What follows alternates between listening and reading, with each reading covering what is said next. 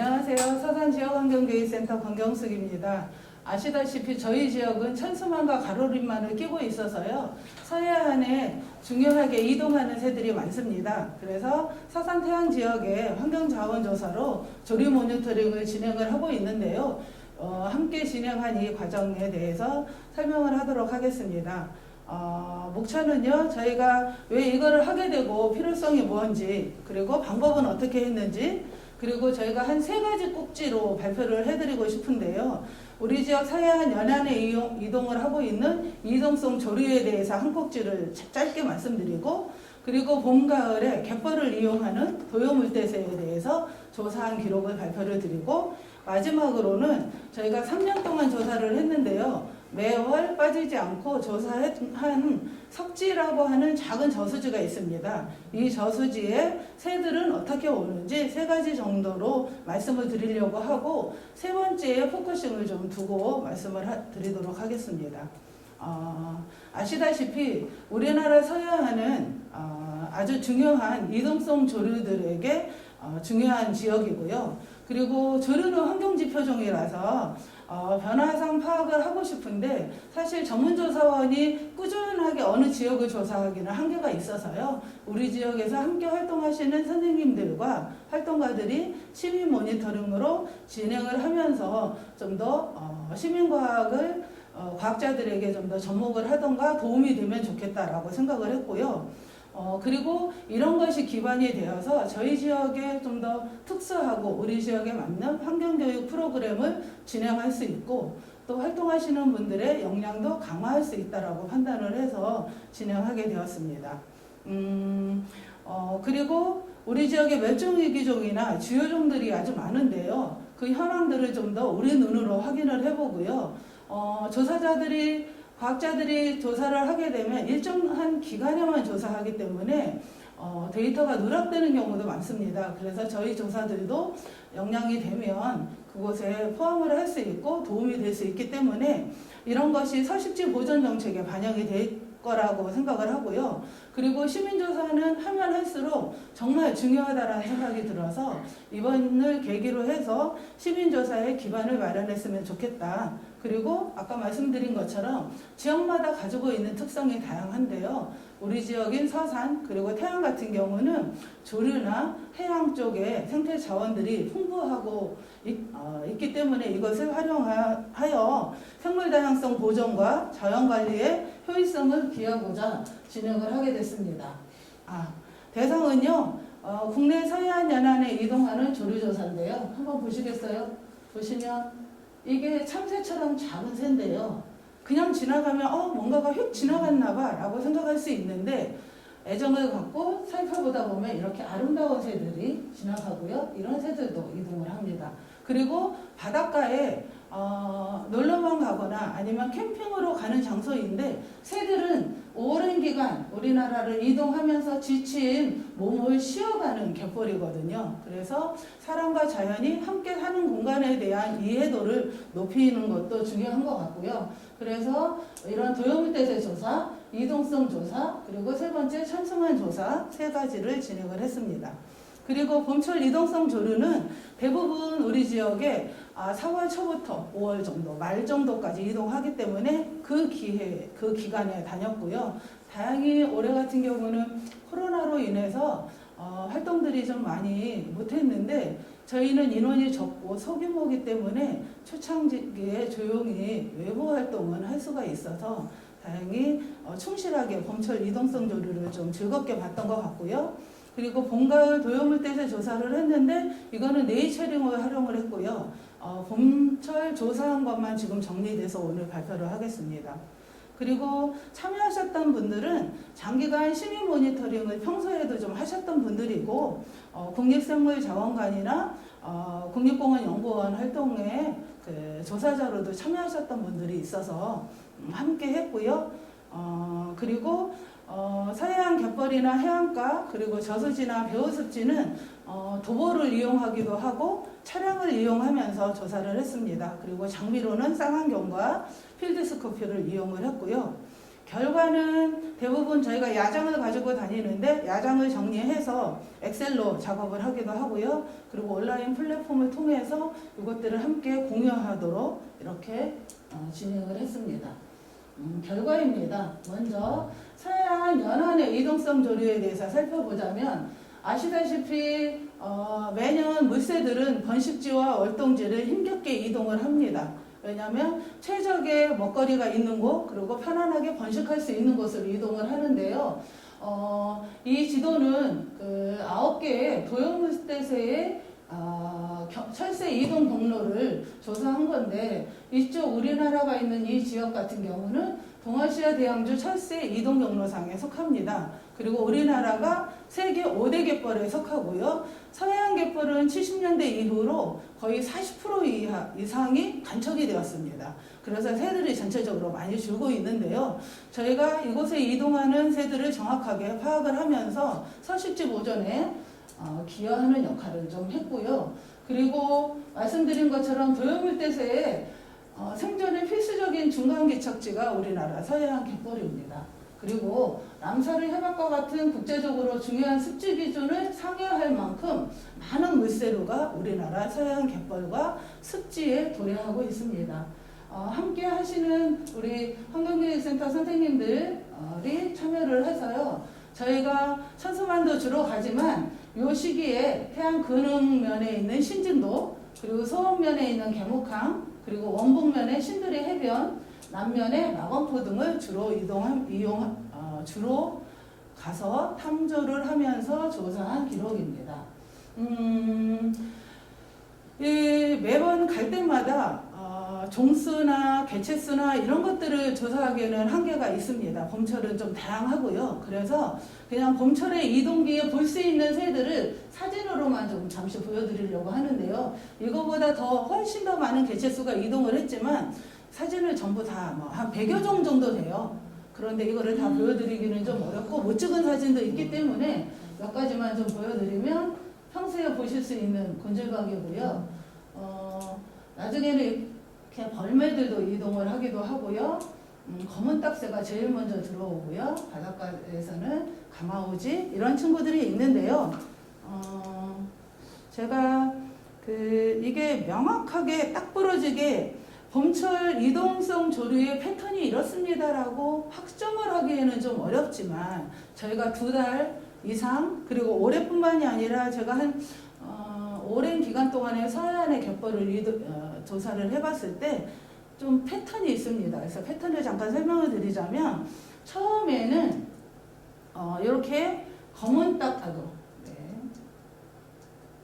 이렇게 검은 딱새나 유리 딱새류가 제일 먼저 들어옵니다. 그래서 어떤 때는 검은 딱새가 한 마리가 들어오면 이제 이동기 시즌이야 라고 저희들은 느껴요. 그러고 나서 어느 날은 유리 딱새가 막 15마리 정도 막 있다든지 이렇게 애들이 한꺼번에 기류를 타고 서해안에 도착을 합니다. 그리고 2번째는 새 붉은 뺨 맷새나 노랑 눈썹 맷새, 참새처럼 아주 작은데요. 맷새류들이 제 2번째로 들어오는 것 같고요. 요 시기가 지나면 큰 유리새가 아까 처음에 보여드렸을 거예요.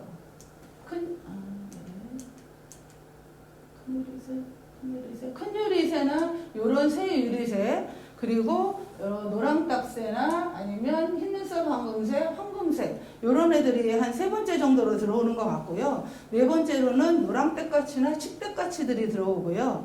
그리고 중간중간에 불규칙적으로 세종다리나 흰날개 해월학이나 개미잡이나 이런 종류들이 들어오고요. 6번째로는 휘파람새나 새 개개비 등 개개비류가 들어오는 것 같습니다. 그 뒤로 뻐꾸기나 꾀꼬리 그리고 벌매처럼 약간 큰 종류가 들어오고요.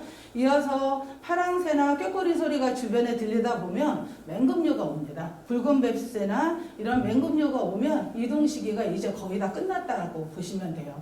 처음에 작은 맷새류들이 오고 나중에 맹금류가 오면 긴 2달여 정도의 이동 시기가 끝나고 이 친구들은 번식에 들어가게 됩니다. 서해안의 2번째로 서해안 갯벌을 이용하는 도요물대새를 조사를 했는데요. 조사 기간은 4월 25일, 26일 2인 1조로 해서 저희가 GIS로 기록을 했고요. 장소는 가로림만 그리고 근소만 그리고 당진 지역을 조사했습니다. 저희가 당진 지역까지 조사하게 된 배경은 아까 말씀드린 것처럼 서해안 갯벌이 아주 중요한데 당진 지역을 좀 정확하게 모니터링할 수 있는 사람을 찾지 못해서 그러면 서쪽에 같이 연결되어 있으니 당진 지역도 좀 한번 해주시면 어떻겠냐. 그래서 한번 가봤더니 정말 많은 새들이 이동을 하더라고요. 그래서 저희가 인력이 좀 적기는 하지만 시간을 내서 함께 조사를 했고요. 조사를 해보니까 가로림만에서 39종 2017개체, 근서만에서 26종 527개체, 당진에서 29종 1176개체, 생각보다 많은 정도를 발견할 수 있었고요. 이 안에서 법정보호종인 멸종위기 2급 그리고 1급 천연기념물 해양보호생물들을 정리를 해보니까 가로림만에서는 원앙, 노랑부리 맥로, 알락꼬리 마도요 등 3종이 관찰이 됐고요. 근서만에서는 노랑부리 저새, 노랑부리 백로, 알락꼬리 마도요 4종이 관찰됐고 당진이 멸종위기종이 높았습니다. 큰기러기, 황조롱이, 매, 검은머리 물대새, 알락꼬리 마도요, 붉은 어깨 도요 등이었습니다.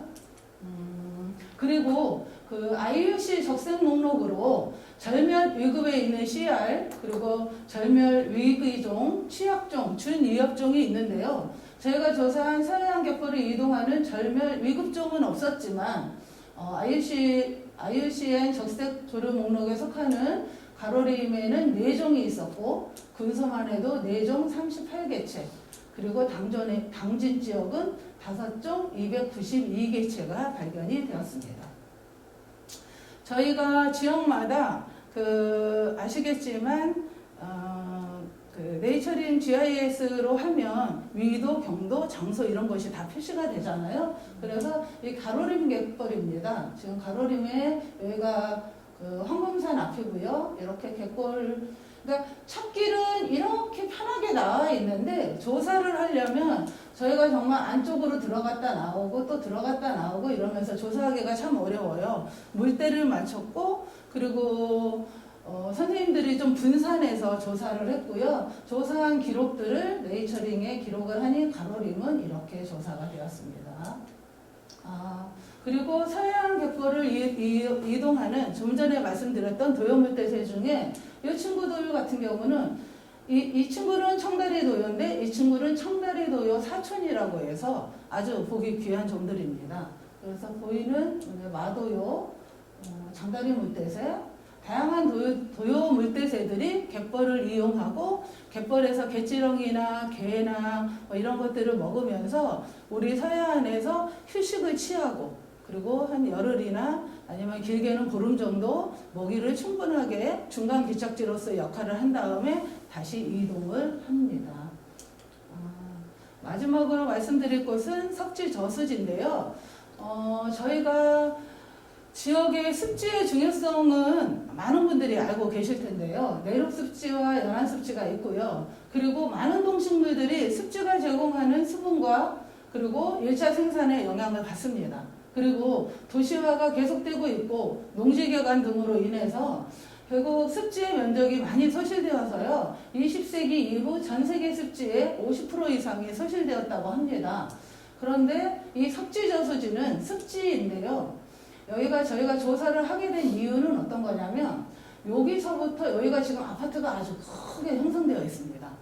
도시가 점점 확장이 되면서 작은 습지들이 계속 메꾸거나 없어질 위기에 처해 있고요. 요 앞으로 이렇게 내려오다 보면 천수만 간척지인데요. 천수만에 철새들이 많이 오는데 거기에 기온이 떨어져가지고 갈 데가 없거나 아니면 낚시객이라든지 아니면 탐방객들이 많아지면 얘네들이 방해를 받거든요. 그럴 때 겨울에 여기서 큰 고니하고 노랑부리 저새가 있는 거를 발견을 해서 여기가 도시가 계속 확장되면서 여기도 곧 사라지면 어떡하지? 여기를 좀 알리고 지켰으면 좋겠는데 뭔가 정확한 데이터가 있어야 이거를 가지고 여기 좀 중요하니까 우리 새들하고 같이 살 수 있도록 습지를 좀 지키면 그냥 보존하는 형태는 어떨까요? 라고 하는 이야기를 하고 싶어서 시작을 하게 됐습니다. 그리고 처음에 여기에 식당이 하나 있어요. 이 식당에 아침에 모이면 낮 시간에는 새들이 좀 별로 관찰되지 않고 이른 새벽과 저녁 시간에 새들을 보기가 쉽기 때문에 저희가 대부분 환해지면 그리고 8시 이 시간에 만나서 도보로 이렇게 이동을 하면서 여기를 한 바퀴를 이렇게 삥 돌면서 때로는 멈춰서 오랫동안 주변을 보기도 하고요. 이동을 하면서 조사를 했습니다. 거의 하루에 2시간 정도 조사를 했고요. 2018년 2월부터 20년 2월까지 매월 한 1회씩 조사를 했는데 13목 34과 75종 8,762개체가 관찰이 됐습니다. 저희가 생각보다 여기가 작은 습지인데도 다양한 새들이 털을 잡고 살아가는구나 라고 하는 것을 알 수 있었고요. 관찰 조류를 보면 오리과가 제일 많았고요. 백로류가 두 번째를 차지했습니다. 그리고 종수로 보면 청두머리, 물론 이제 흔하기도 하고 텃새화되어 있는 청두머리가 제일 많았고요. 참새가 많았고, 그리고 멸종위기인 큰기러기와 큰고니 그런 친구들도 많았습니다.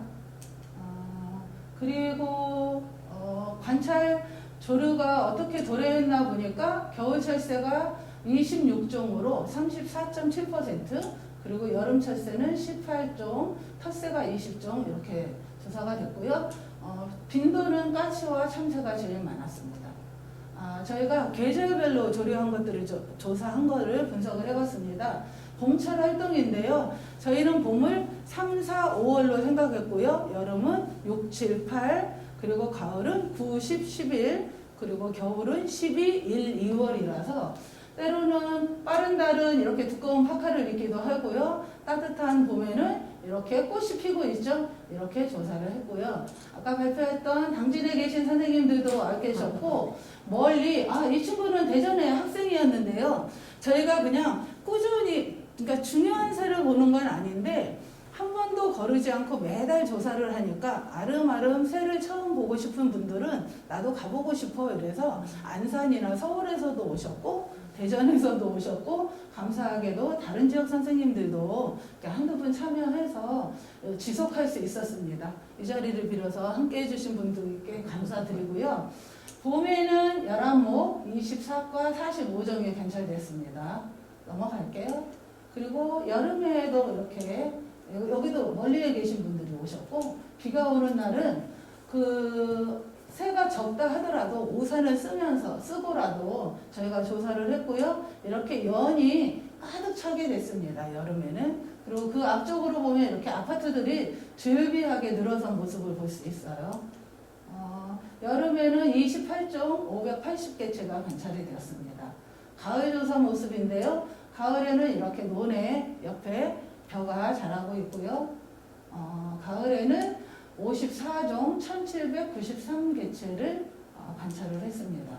겨울입니다. 겨울에도 꾸준히 했는데 요 뒤에 보면 이렇게 큰 고니들이 있는 모습입니다. 조사를 했고요. 그 전에 요 이야기를 잠깐 드려볼게요. 봄철에 중요한 건 흑두루미를 제가 파란색으로 표시했는데 흑두루미가 여기가 내려앉거나 그러지는 않아요. 그런데 천수만에 봄철에 잠시 에너지를 섭취하고 이동하는 새들이 이 석지저수지 위 상공을 지나갑니다. 그래서 올라갈 때 끼륵끼륵 소리가 나고 이런 것들을 저희가 같이 이동하는 새들까지 같이 체크를 했기 때문에 흑두루미 조사가 봄철 조사에 잡혔고요.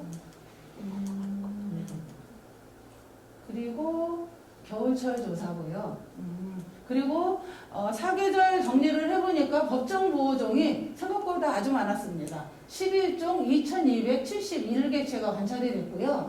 노랑부리 저어새가 최대 32개체, 그리고 붉은배 새매나 이런 새매 종류는 1개체 정도 있었고요. 원앙이 주변에서 번식하는지 4개체가 발견이 됐고, 큰구니가 407개체, 큰기러기가 237개체 관찰이 되었습니다. 법정보호종들이고요. 원앙이 그곳에 머물렀었고요. 이렇게 큰구니 중에 한 번은 C60이라고 해서 넥밴드를 한 친구가 이곳에 쉬러 오기도 했고요. 노랑부리 저어새, 붉은배 새매 이런 친구들이 다녀왔습니다. 시기별로 그 군집 변화를 보면 석지저수지에는 이렇게 종 개체수 변화가 있었고요. 이거는 참고하시면 될 것 같아요. 네. 그리고 겨울철새 돌의 현황을 보니까 새기러기가 꽤 많았고요. 그리고 네, 큰 기러기 개체수가 높았습니다. 마지막 정리하겠습니다. 처음에 이 조사를 시작을 했을 때는 과연 매달 조사를 해보고 싶은데 가능할까? 이런 생각을 했어요. 이런 생각을 했는데 저희가 이게 지속할 수 있었던 거는 두 가지 정도인 것 같습니다. 하나는 우리 지역의 생태 자원을 알고 싶어 한 분들이 많았고요. 이거를 활용한 환경교육을 진행하고 있었기 때문에 참여하신 선생님들이 조사를 통해서 현장 능력을 키우고 그거를 토대로 해서 아이들을 만나고 시민들을 만나면서 교육 활동을 하는데 아주 큰 도움이 되기 때문에 했던 것 같고요. 또 하나는 활동하시는 선생님들이 이곳이 서식지로서 중요한 곳인데 알아야 보존을 할 수 있을 거 아니야? 그래서 그 근거로 함께 참여해 주신 것 같고요.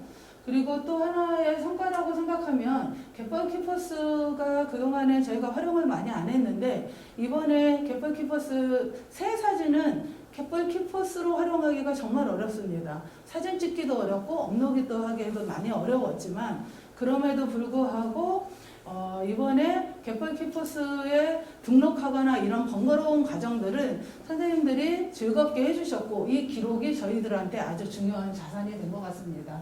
그래서 앞으로 지금 시작은 좀 작을 수 있지만 이것을 토대로 해서 향후에 생태자연조사들 그리고 그 지역의 시민과학자들을 좀 육성하고 양성할 수 있는 지원들이 좀 있으면 좋겠다라는 생각이 듭니다. 왜 그러냐면 우리는 사람에 대한 투자는 적은 것 같아요. 다른 시설물이나 건물이나 이런 투자들은 눈에 보이게 있지만 결국은 그 하드웨어를 움직이는 거는 소프트웨어잖아요. 그러니까 시민과학자들이 꾸준히 활동하고 즐겁게 활동하고 이것이 또 사회의 선순환 구조가 될 수 있도록 이런 것들을 지원했으면 좋겠고요. 그리고 이거를 통해서 저희는 환경교육 기반에 조성하는 데 큰 도움이 됐고 활동하는데 향후 학생들하고 소규모 그 동아리 프로젝트 수업을 하면 좋겠다라고 하는 자신감이 좀 생겼고요. 그리고 코로나19 시대에 활동들이 좀 많이 부진했는데 이 조사 활동은 야외 활동이고 소규모 활동이기 때문에 크게 구애를 받지는 않아서 현장교육 기반 구축하는 데 도움이 됐던 것 같아요. 향후에 이런 활동들이 좀 더 지속될 수 있도록 지원이 되면 좋겠다라는 말씀 드립니다. 마무리인데요.